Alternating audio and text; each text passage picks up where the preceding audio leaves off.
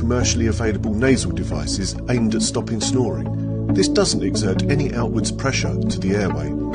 The packaging states it works using the ancient Chinese medicine of magnetic therapy. When inserted, the fit was secure, but it did cause an occasional uncomfortable tickling sensation inside the nose. When nudged during sleep, some short-lived discomfort to the septum was experienced.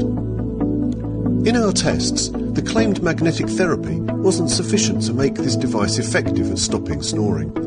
If anything, it felt like it restricted airflow slightly, and unfortunately, mouth breathing became preferable.